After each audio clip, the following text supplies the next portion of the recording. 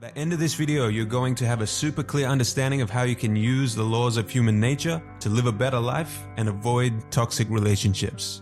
We are all social creatures, and knowing why people do what they do is one of the most important tools you can have.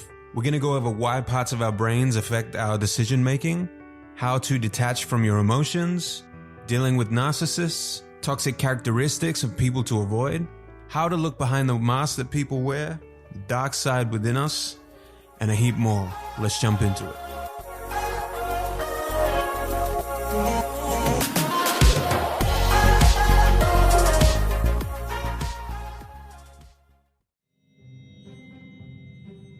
This is Jane. Jane is married to Paul. What Paul doesn't know yet is that Jane has actually been engaging in an affair with her co-worker John for the past 2 months. Here is Mark. Mark likes to give to the poor, but only if he can promote it to his fans on social media and gain more followers. Mary and Kate like to pretend like they are friends, but behind closed doors they gossip and try to sabotage each other. So why do we do what we do? Law 1. The law of irrationality. Master your emotional self. You like to imagine yourself in control of your fate, consciously planning the course of your life as best you can, but you are largely unaware of how deeply your emotions dominate you. I bet you think that you're in complete control of your life, but are you really? You are, for the most part, completely unaware of how deeply your emotions control your life. The changes in your mood and this disconnect from reality is where bad decisions and negative thoughts originate. Rationality is your ability to counteract these emotional effects on your decision-making. The first step on the path to becoming a rational person is accepting that humans are fundamentally irrational creatures. Living organisms for millions of years depended on their instincts to survive. Over time, for some animals, this evolved from an instinct to a feeling of fear. Our brains have evolved to a higher mammalian brain, which is comprised of 3 parts. The first and oldest being the reptilian part of the brain, which automatically controls and regulates the body. This part of the brain is where our instincts derive from. Next is the old mammalian brain, or the limbic brain. Our feelings and emotions are governed here.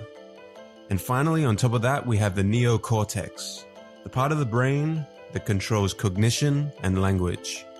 Our rationality resides here between these 2 parts of the brain. Let me explain why. Our emotions originate here in the limbic brain. Chemicals are released to arouse our awareness of our surroundings. The problem is when we try to translate these sensations and feelings into words using our neocortex. For these 2 different parts of the brain, the communication and translation taking place between them is often inaccurate, and hence leads to our irrationality. Emotions and cognition are not easily translatable. What seems like anger may truly just come from a source of envy. Whereas animals feel fear for a short time, we often dwell on our fears. We make them greater than they are, and we can feel long-term anxiety. We are always feeling certain emotions, and therefore they are always infecting our thinking. Rational people are aware of this. Being able to mitigate your emotions from your thinking helps you make rational decisions. Irrational people are not even aware that their emotions are playing a role in their thinking, often making rash decisions or exploding with rage over menial discomforts. Don't worry though, there are ways we can mitigate our inherently irrational minds. Step 1. Recognize and understand your biases. The most common emotion is the desire for pleasure and the avoidance of pain. This pleasure principle in thinking is the source of all our mental biases. Confirmation bias. Going in search of evidence to support your point of view and turning a blind eye to anything that disconfirms your held belief.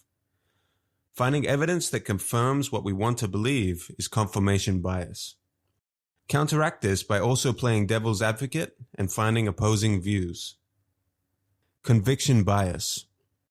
How can this idea be wrong if I can have so much energy to defend it?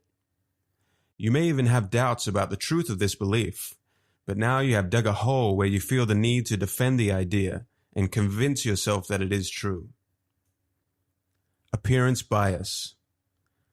The halo effect. If someone appears to have a positive quality, we tend to attribute other positive qualities to that person without any evidence. Likewise for negative qualities. Appearances are misleading. The group bias. We love and are relieved when we find other people who think the same way that we do.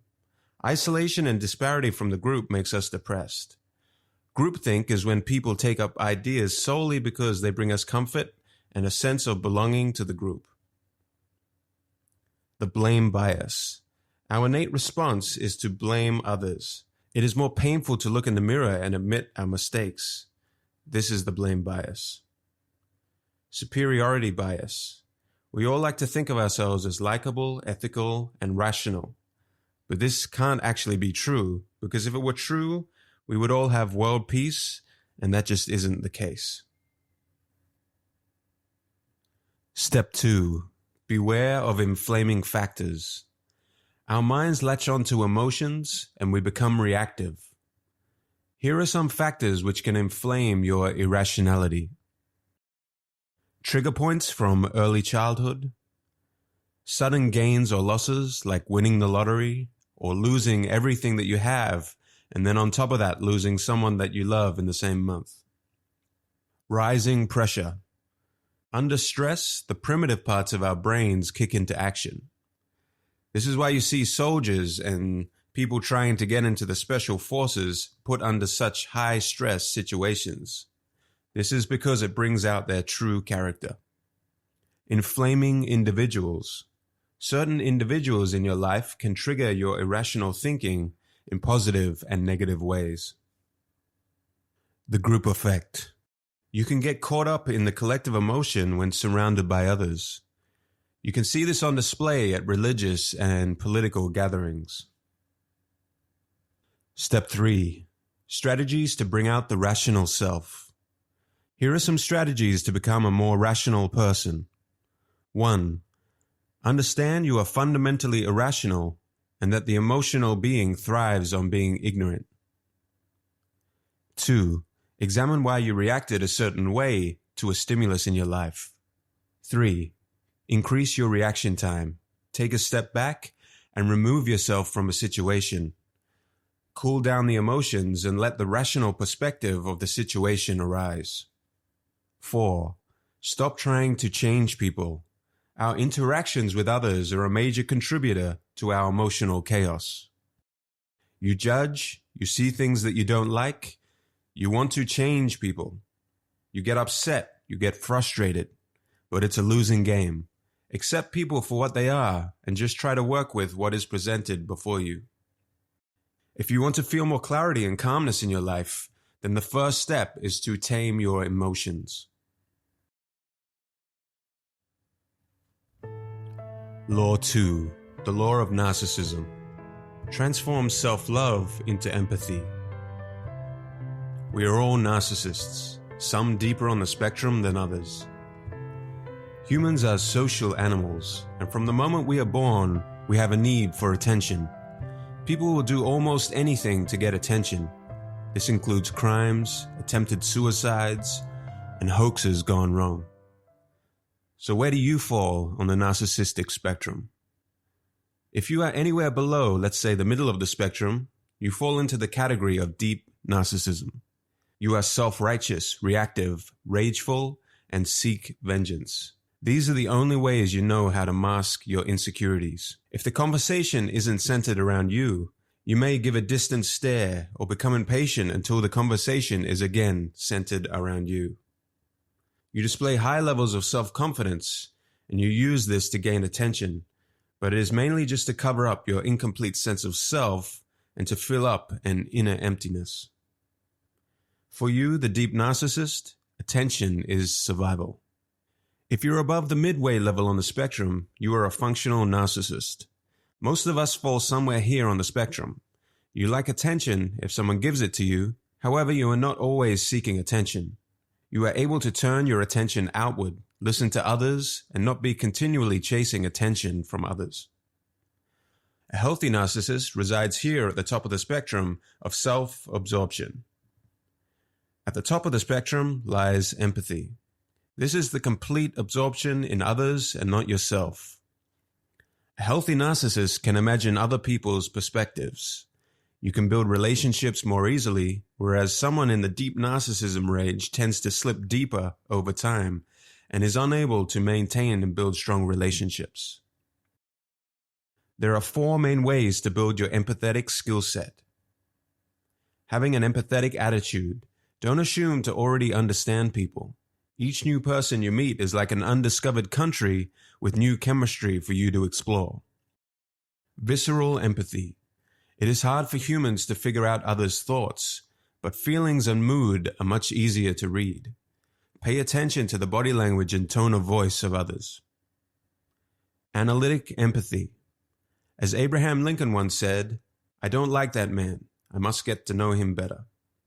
Don't close yourself off from others that rub you up the wrong way or who you know that you disagree with. The empathetic skill. Becoming more empathetic is a process. In order to understand others better, you need feedback. You can do this by simply asking someone their feelings and thoughts and seeing if you were correct in your assumptions. Empathy is more than anything a state of mind, a different way of relating to others. Types of narcissist. The complete control narcissist. This type of narcissist in general has more ambition and higher energy levels than of an average deep narcissist, as well as higher levels of insecurities. Control narcissists are hypersensitive to any criticism, but they are good listeners, so you need to be extra careful because they can mimic empathy well. They do not do anything with the intention of connecting with people, but rather to control and manipulate them. The theoretical narcissists are masters of disguise. They can play many different roles. They will do anything to seem moral and altruistic, and they love reveling in their status as the victim. Everything they do is for others to see and gain attention from. The healthy narcissist. Healthy narcissists are excellent mood readers and can pick up on body language and tone of voice cues. A healthy narcissist has high levels of optimism and confidence, which they can use to lead a team and boost morale. Law 3. The law of role-playing. See through people's masks. We all wear masks to show ourselves off in the best possible light. Outward-facing pictures on Facebook and Instagram are quite often not the true reality of how someone's life really is. Luckily, our masks have cracks in them that leak out people's true feelings. These leaks can be noticed through non-verbal cues, certain facial expressions, inflection of the voice, or tension in the body. Through body language and tone of voice, which is mostly unconscious, we can better read someone's true feelings beneath the mask. People are like the moon. They only show you one of their sides. Arthur Schopenhauer. If you want to present yourself in the most optimal way and become a master at reading others, practice these 3 skills. Observational skills. 1. When you are having a conversation with someone, pay close attention to micro-expressions. These are split-second expressions such as forced smiles, changes in the tone of voice, or body language which gives mixed signals. 2. Get to know how someone operates in normal situations or at their baseline. Then compare that to how they operate under conditions of stress or excitement. 3. People watch. Take some time to watch how people behave in situations. Take notes and also observe yourself. Remember the cracks in the mask we spoke about earlier? Those flashes of micro-expressions? People can try to prevent these cracks from leaking and showing their true feelings, but that would be futile, as they are for the most part completely unconscious and uncontrollable. In order to see through other people's masks, you need to master the decoding keys. Key 1. Dislike cues. Pursing of the lips, sudden squinting of the eyes or the glare, a stiffened neck, feet that turn away from you as you engage in conversation, folding of the arms, and excess tension in the body are all clues. If someone gives you a compliment or praises you without their eyes lighting up, this could be a clue of hidden envy. Learn to distinguish between a fake and genuine smile. Genuine smiles move the eyes, eyebrows, and cheeks upward. Dominance and submission. People who feel dominant tend to talk more in conversations and interrupt regularly. It is fairly easy to meet a couple and notice which one is the dominant one in the relationship. The dominant partner may seem to only half listen to their partner in a group conversation and will make eye contact with others in the group, but not their partner as often. Deception cues. People who are trying to hide something become more chatty and animated. Gestures with the hands and arms can become more exaggerated. If you perceive that someone is trying to deceive you, let them continue to talk as much as they can, and when the time is right, hit them with a pointed question and see what kind of micro-expressions your question creates within them. The art of impression management. In order to perform optimally in social situations, you can do the following. Be aware of your nonverbal cues like body language and tone of voice. Give genuine smiles and use welcoming body language. Make sure you create the right first impression. Selectively make yourself absent and create an air of mystery. Make your behavior less predictable and project saintly qualities like sincerity and honesty. Law 4. The law of compulsive behavior.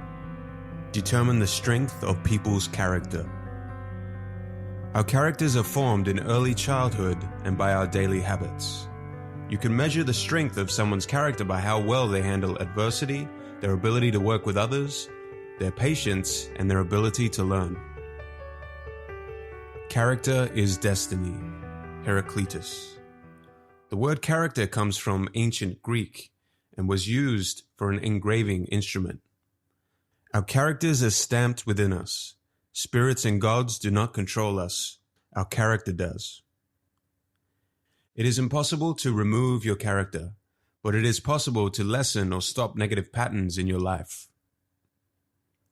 You need to first understand your own character and then learn to value character above all else when choosing a partner to work with or an intimate partner. Character should be placed above intelligence, beauty, and reputation. Actions repeated over time is the main indicator of someone's character. People with strong character do not give up easily, are persistent, and are open to new ideas. People with weak character, on the other hand, are overwhelmed easily, difficult to rely upon, and not open to learn from others because needing to learn from others would imply criticism or shortcomings. The most significant indicator of people's character comes through their actions over time. Toxic characters. You need to first identify and then steer clear of people with these toxic characteristics. The hyper-perfectionist. Someone who may seem dedicated, but is unable to delegate and must control every situation. In other words, a control freak. The relentless rebel. Someone who hates authority and mistrusts anyone in power. They cannot accept any criticism and are often childish in their behavior. The personalizer. Someone who is very sensitive and thoughtful, however, that sensitivity only goes one way, which is inward. They take everything personally. Avoid these people because they will try to make you feel guilty for something you said or did that spurred their sensitivity. The drama magnet. Someone whose only way to get attention is by surrounding themselves with drama and problems. They always find a way to become a victim in any given situation. The big talker. Someone who is always talking a big game, but never actually finishes anything they have started. They will inevitably just waste your time. The sexualizer. Someone with an abundance of sexual energy. This usually comes from a dark place and they tend to see every relationship as a possible path to something sexual. The pampered prince or princess, someone who is overindulged and given too much attention by their parents at a young age. If they don't get what they want, they can show baby-like behavior to an extreme of even throwing tantrums. The moralizer, someone who condemns something but secretly is drawn to that thing. They seem moral, but they have a secret dark side. Law 5. The law of covetousness. Become an elusive object of desire. We are marked by the continual desire to possess what we do not have, the object projected by our fantasies. It is human nature to desire things we don't have, and once we have finally obtained that desire, we are already distracted and looking for something better. Most often this is referred to as the grass is always greener syndrome. Nowadays, people see vulnerability and being forthright as a path to truth and honesty. Letting people know all your likes, dislikes, fears, and loves, and believing that people should just love you and desire you for who you are. In actuality, what people really want is for their fantasies to be stimulated. But if you become too familiar, there is no mystery and no room for imagination. People's interest in you will be paper thin. Do not follow the moralism of the times, which urges honesty at the expense of desirability. Here are 3 strategies for stimulating desire. 1. Know when and how to withdraw. Be a little cold, don't be needy, and never be too obvious with your opinions, feelings, values, and tastes. You want to allow for others to create their own picture of you in their imagination. Know when to withdraw, maybe for a day, maybe for a week. Create some sense of mystery around yourself. 2. Create rivalries of desire. What we want almost always reflects what others want.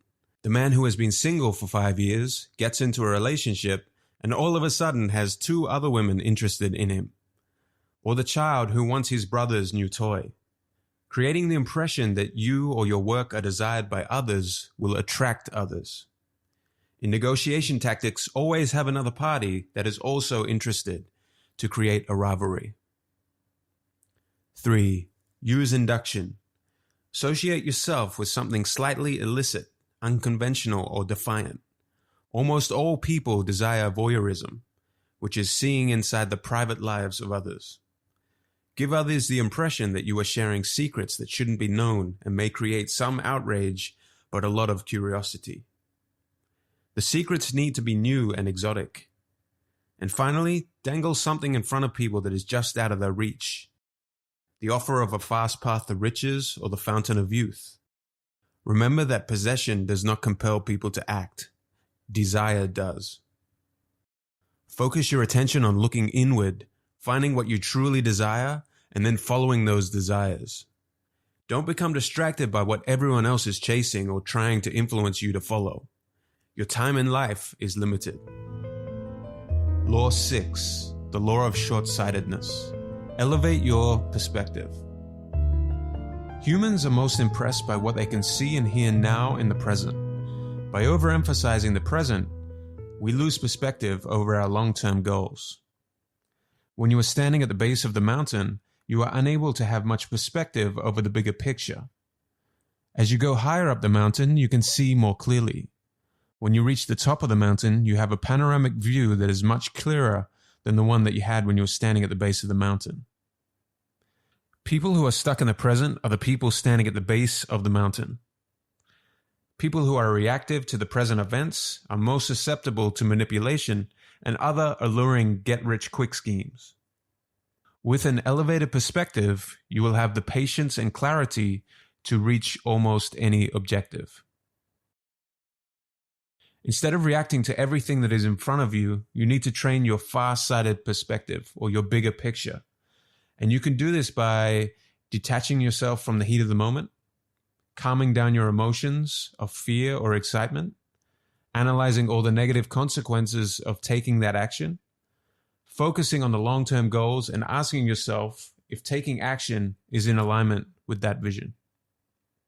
Distancing yourself from the present will allow you to gain a wider perspective and look further into the future. You should also avoid prolonged contact with people who are narrow-sighted. These people are like the people standing at the base of the mountain without any long-term perspective and are in a perpetually reactive mode. There are 4 signs of short-sightedness that you need to be aware of and overcome. 1. Unintended consequences. Life is complex. You are naive to think that A will lead to B, then B will lead to C. Events and other people with their own motivations will come into contact with your plans and your long-term goals. And these things are wholly out of your control.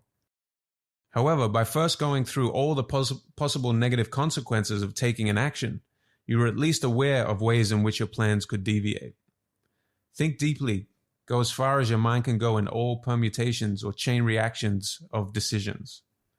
That new TV that you saw on sale seems like a good bargain in the heat of the moment. But what chain reactions will that purchase cause? After all, now you need to get your money's worth, right? So what's that going to mean? One hour a day of Netflix and the news, which maybe turns into 4 hours a day. And, before you know it, over the span of a month, that is approximately 120 hours in front of the TV. Or if you extrapolate that out over a year, that's 1,460 hours. And over the next 5 years, 7,300 hours of your life. Was the TV on sale worth 7,300 hours of your life? 2. Tactical hell.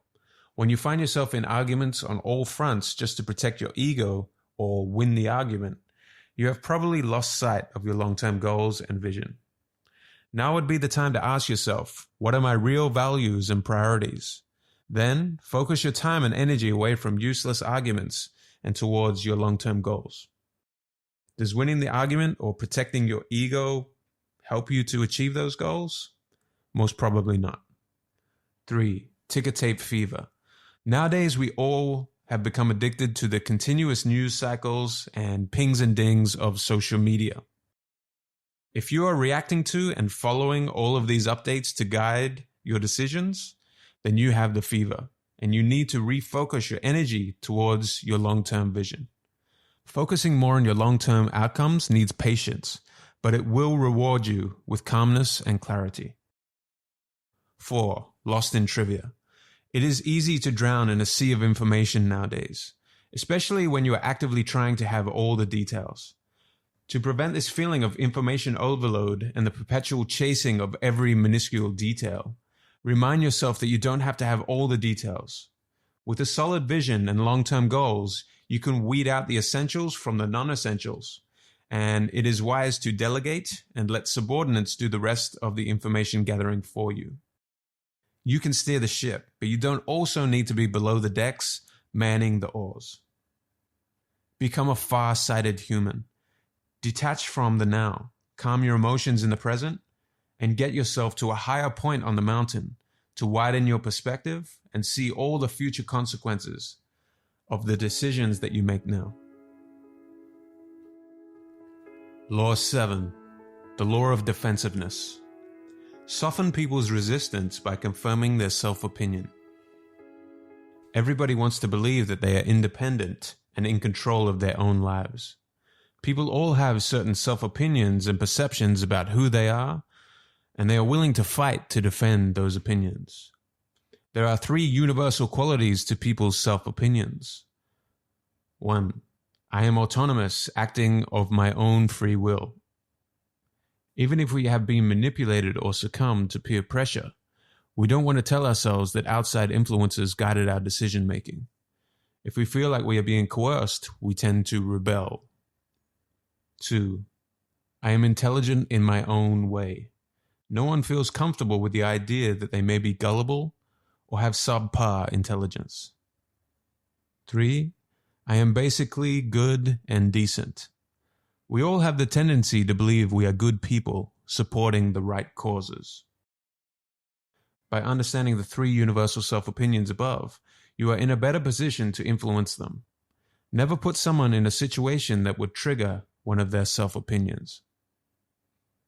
You can use these 5 strategies to persuade people effectively and avoid triggering their defensiveness of the 3 universal self-opinions. 1. Transform yourself into a deep listener. Our attention is often scattered, and the reason for this is that people are more interested in their own thoughts and feelings than the person they are communicating with.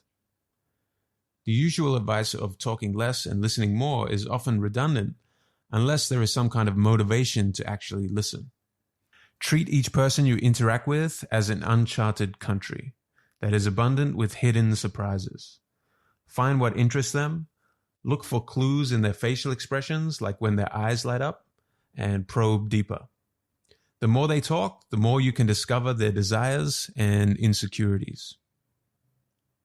2. Infect people with the proper mood. People are very vulnerable to the moods of others. If you are relaxed and warm-hearted, they will feel comfortable, sense this, and mirror your good mood. Gentle taps on the arms can build rapport, but avoid too much eye contact because this can be taken as a sexual connotation. 3. Confirm their self-opinion using the 3 universal self-opinions. For independence, appeal to the sense of autonomy. If you need to get their help, don't let them feel like they are being manipulated. Instead, position the favor in a way that makes the favor feel like it was their idea or choice all along. For intelligence, concede that their opinion on the matter is better than yours.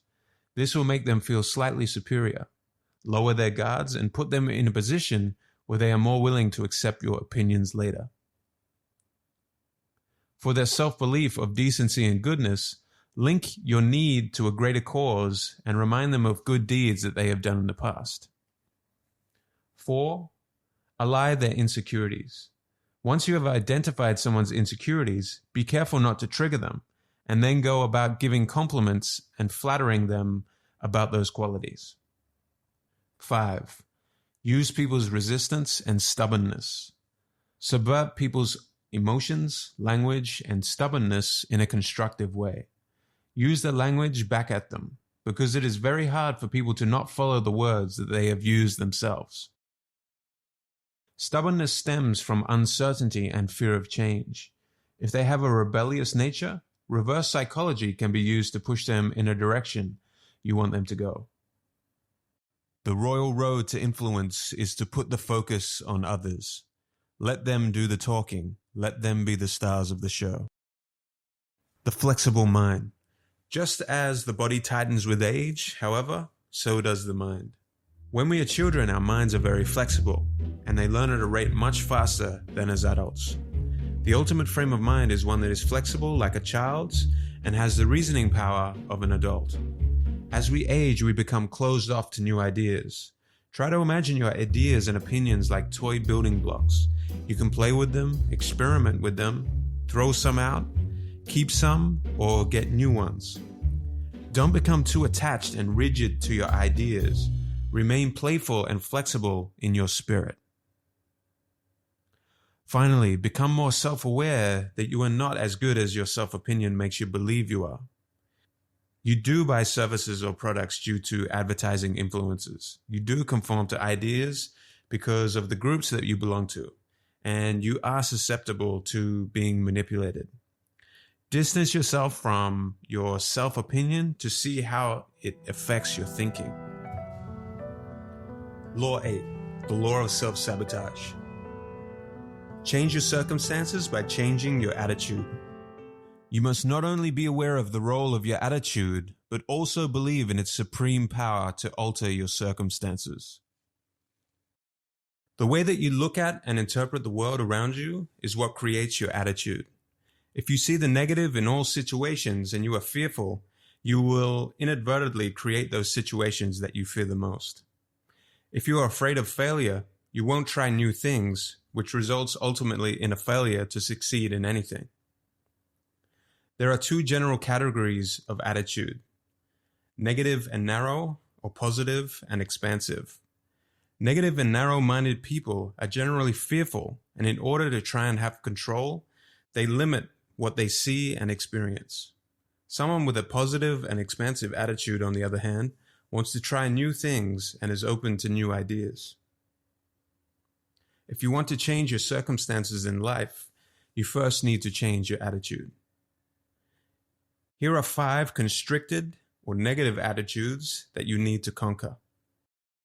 Hostile attitude. The world is a hostile place, so in order to try and defend themselves, people with a hostile attitude seek to become hostile themselves. In their mind, the world is against them. They blame others and tend to make others around them aggressive or defensive. Be aware of this type of attitude and manage your own hostility by telling yourself when you first meet someone, "I like this person," or "this person is intelligent." If you notice less hostility in the world and in others when you begin doing that, then you may notice that the source of the hostility was actually manifesting from within yourself. Anxious attitude. Someone with an anxious attitude ultimately fears losing control of the situation. They like to micromanage and control others. You can deal with your own anxiety by channeling this negative energy into your work and trying to become less of a perfectionist and control freak. If you are dealing with someone with this type of attitude, don't let their attitude infect you. Be calm and become a soothing influence on them. Avoidant attitude. Someone with doubts about their intelligence or competence and who generally see the world through the lens of their insecurities have this type of attitude. They avoid responsibility or challenges because they may call into action their self-esteem. Be cautious to form partnerships with someone like this. And if you feel that you may have some of this attitude yourself, you can diminish this fear by motivating yourself to take on small projects and make sure that you take them all the way to completion. Depressive attitude. This attitude carries a feeling of unworthiness and being unloved. A person with this type of attitude tends to betray, criticize, and wound others to feed their own depression. Any signs of success or progress are self-sabotage before they can even fully be accomplished. People are attracted to someone with this kind of attitude because they want to help them. However, this usually results in them also being criticized and then discarded. Never try to cheer someone up with this type of attitude by showering them with the wonders of life. Instead, subtly steer them towards positive experiences. We all have depressive moments in our lives. When you find yourself in a depressed state, it is best to channel that energy into your work or the arts. You can pick up a guitar, paint a picture, or something like this. Resentful attitude. They feel wronged and see oppressors everywhere around them. People who have more than them are a sign of injustice, and any sign of criticism or disrespect towards them is taken very seriously. They do not explode in anger. However, they prefer to stew on their emotions. People with this attitude hold on to grudges, and if given any power, use it to express their resentment in often vengeful and vicious ways. Avoid people with this attitude if at all possible. If you harbor resentful tendencies yourself, learn to let go of grudges. It is better to explode with rage in the moment than to stew on negative emotions that you may have just made up in your head. The expansive, positive attitude. Be an idea explorer.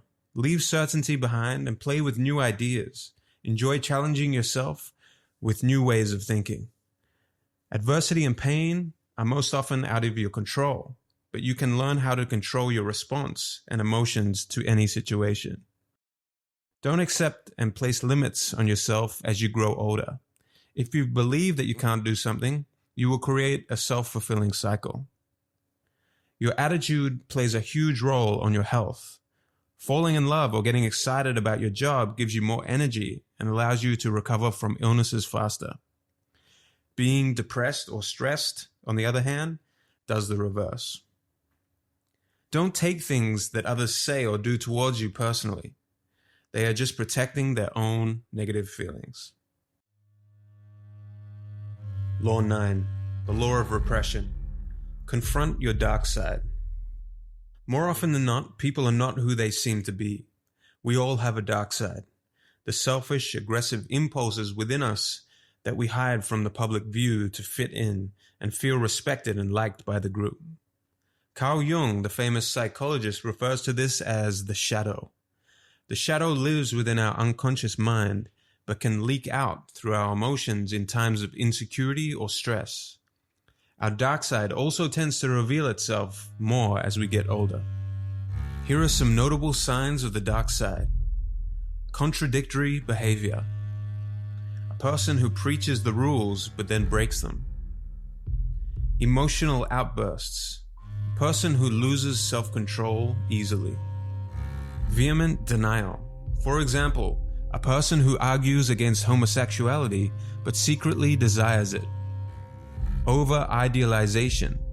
A person who uses a good cause to act in a bad manner.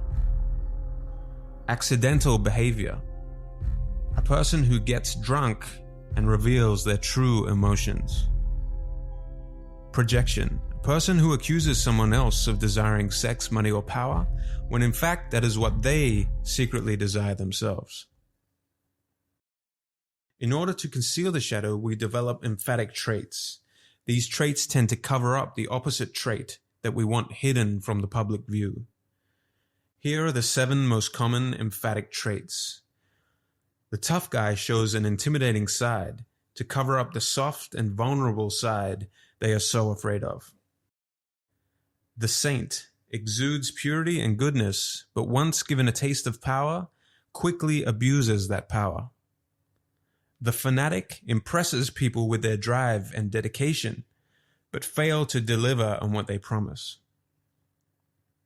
The passive-aggressive charmer will be overly nice on initial interactions, but gossips behind the backs of others. The rigid rationalist fears irrationality. They use their intellect to bully others that they deem to have primitive or low-level thinking. The snob is so afraid of mediocrity that they exert superiority. The extreme entrepreneur pays exceptional attention to detail and seems to value independence. Their inability to listen and delegate work to others end up becoming their downfall. They secretly want others to take care of them. When you become conscious of the shadow and bring it out into the light, it loses its power. You can then control, channel, and integrate it into your life. By doing so, your more attractive, authentic, and creative side will come back to life. You can follow these steps to become an integrated human. See the shadow. Identify and monitor what things make you touchy and insecure. What is causing your shadow to show, and what are you trying to hide? Embrace the shadow. Don't repress or ignore your shadow. It is part of your personality. Explore the shadow. Explore your dark impulses and animalistic nature. If your shadow surfaces in dream states or dark thoughts, don't try to ignore it. Play with the ideas and channel that energy into your work. Show the shadow. Use the shadow as your ally if people get in your way. Respect your own opinions more and others less. Be more assertive and compromise less. Care less about what people think of you. And finally, don't be afraid to use the shadow at times to offend and even hurt people that have bad intentions or unjustly criticize you. Show your shadow proudly. The more you repress the shadow, the darker and uglier it becomes.